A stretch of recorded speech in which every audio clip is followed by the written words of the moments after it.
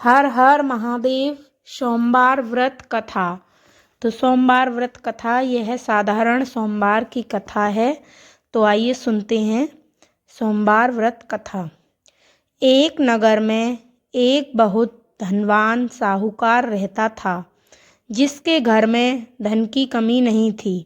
परंतु उसको एक बहुत बड़ा दुख था कि उसके कोई पुत्र नहीं था। वह इसी चिंता में दिन रात दुखी रहता था।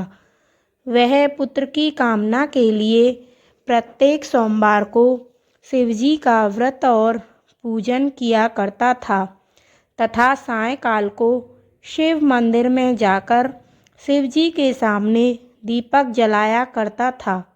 उसके इस भक्ति भाव को देखकर एक समय श्री पार्वती जी ने शिवजी महाराज से कहा कि महाराज, यह साहूकार आपका अनन्य भक्त है और सदैव आपका व्रत और पूजन बड़ी श्रद्धा से करता है। इसकी मनोकामना पूर्ण करनी चाहिए। शिवजी ने कहा, हे पार्वती, यह संसार कर्म क्षेत्र है। किसान खेत में जैसा बीज बोता है वैसी ही फसल काटता है। उसी तरह इस संसार में जैसा कर्म करते हैं वैसा ही फल भोगते हैं।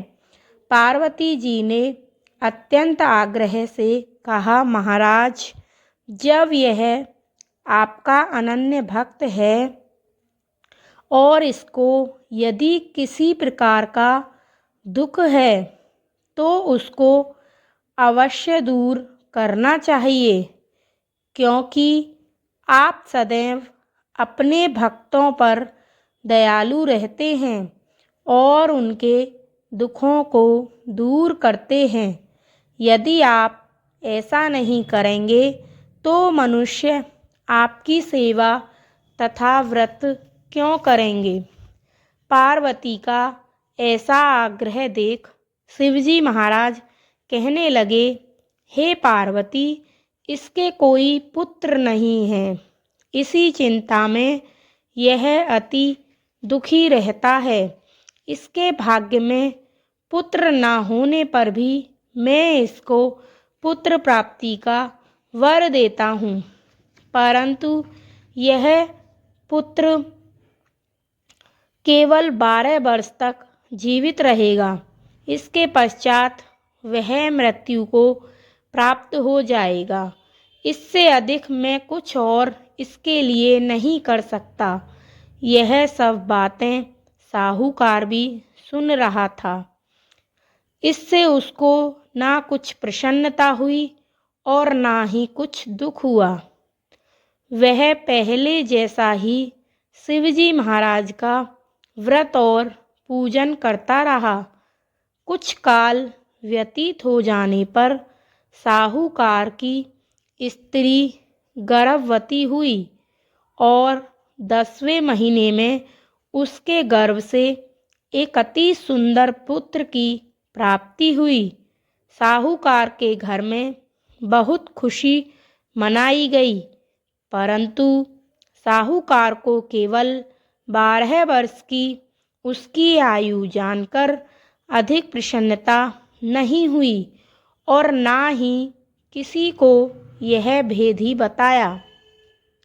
जब वह बालक 11 वर्ष का हो गया तो उस बालक की माता ने उसके पिता से विवाह आदि के लिए कहा, तो वह साहूकार कहने लगा कि अभी मैं इसका विवाह नहीं करूँगा।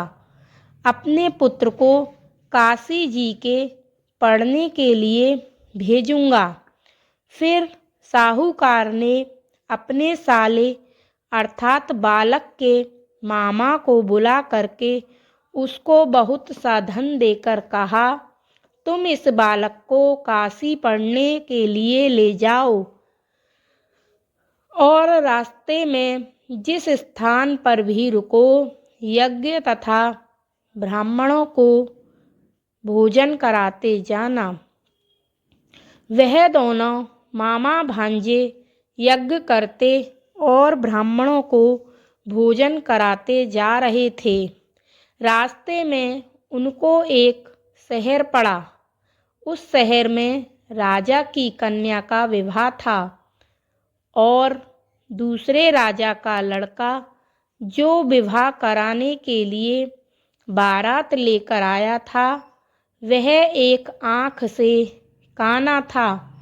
उसके पिता को इस बात की बड़ी चिंता थी कि कहीं वर को देख कन्या के माता पिता विवाह में किसी प्रकार की अड़चन पैदा ना कर दें।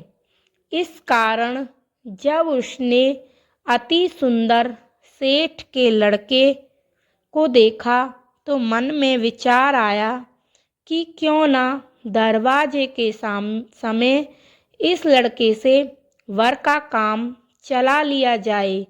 ऐसा विचार कर वर के पिता ने उस लड़के और मामा से बात की तो वे राजी हो गए। फिर उस लड़के को वर के कपड़े पहना तथा घोड़ी पर चढ़ाकर दरवाजे पर ले गए। वहाँ सब कार्य प्रसन्नता से पूर्ण हो गए। वर के पिता ने फिर सोचा कि यदि विवाह कार्य भी इसी लड़के से करा लिया जाए तो क्या बुराई है। ऐसा विचार कर लड़के और उसके मामा से कहा, यदि आप फेरों और कन्यादान के काम को भी करा दें तो आपकी बड़ी कृपा होगी। मैं इसके बदले में आपको बहुत धन दूंगा। तब उन्होंने यह भी स्वीकार कर लिया और विवाह कार्य भी बहुत अच्छी तरह से संपन्न हो गया। परंतु जिस समय लड़का जाने लगा तो उसने राजकुमारी की चुंदड़ी के पल्ले पर लिख दिया कि तेरा विवाह तो मेरे साथ हुआ है, किंतु जिस राजकुमार के साथ तुमको भेजेंगे वह एक आँख से काना है। मैं तो काशी जी पढ़ने जा रहा हूँ। लड़के के जाने के पश्चात उस राजकुमारी ने जब अपनी चुंदड़ी पर ऐसा लिखा हुआ पाया तो उसने राजकुमार के साथ जाने से मना कर दिया और कहा कि यह मेरा पति नहीं है, मेरा विवाह इसके साथ नहीं हुआ है, वह तो काशी जी पढ़ने गया है। इस प्रकार राजकुमारी के माता पिता ने अपनी कन्या को विदा नहीं किया और बारात वापस चली गई। उधर सेठ का लड़का और उसका मामा काशी जी पहुँच गए। वहाँ जाकर मामा ने यज्ञ कराना और लड़के ने पढ़ना शुरू कर दिया। जब लड़के की आयु 12 साल की हो गई उस दिन वहाँ पर यज्ञ रचा हुआ था। लड़के ने अपने मामा से कहा, मामा जी आज मेरी तबीयत कुछ ठीक नहीं है। मामा ने कहा, अंदर जाकर सो जाओ। लड़का अंदर जाकर सो गया और थोड़ी देर में उसके प्राण निकल गए। जब उसके मामा ने आकर देखा तो वह मुर्दा पड़ा है तो उसको बड़ा दुख हुआ और उसने सोचा कि अगर मैं अभी रोना पीटना मचा दूंगा तो यज्ञ का कार्य अधूरा रह जाएगा। अतः उसने जल्दी से यज्ञ का कार्य समाप्त करा दिया और ब्राह्मणों के जाने के बाद रोना पीटना आरंभ कर दिया। संयोगवश उसी समय शिव पार्वती उधर से जा रहे थे। जब उन्होंने जोर जोर से रोने की आवाज़ सुनी तो पार्वती जी कहने लगी, महाराज कोई दुखिया रो रहा है, इसके कष्ट को दूर कीजिए। जब शिव पार्वती ने पास जाकर देखा तो वहाँ एक लड़का मुर्दा पड़ा था। पार्वती जी कहने लगी, महाराज, यह तो उसी सेठ का लड़का है जो आपके वरदान से हुआ था। शिवजी कहने लगे, हे पार्वती, इसकी आयु इतनी ही थी, वह यह भोग चुका।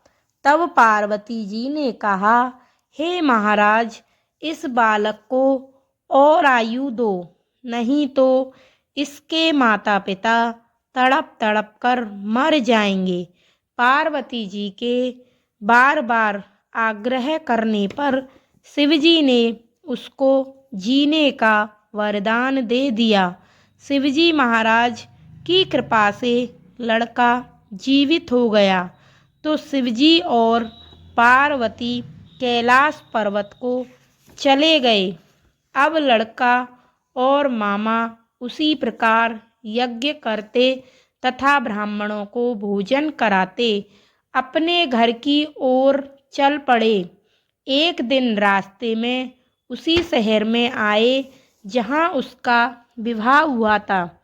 वहाँ आकर उन्होंने जो यज्ञ आरंभ किया तो उस लड़के के ससुर राजा ने उनको पहचान लिया और अपने महल में ले जाकर उनकी बड़ी खातिर की। साथ ही बहुत से दास दासियों सहित आदर पूर्वक लड़की और जमाई को विदा किया। वे अपने शहर के निकट आए तो मामा ने कहा कि मैं पहले तुम्हारे घर जाकर खबर कर आता हूँ।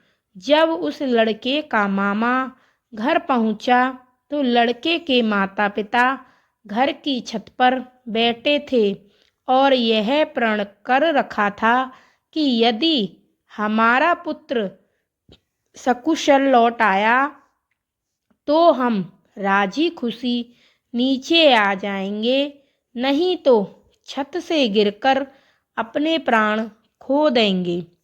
इतने में उस लड़के के मामा ने आकर यह समाचार दिया कि आपका पुत्र आ गया है, तो उनको विश्वास नहीं आया।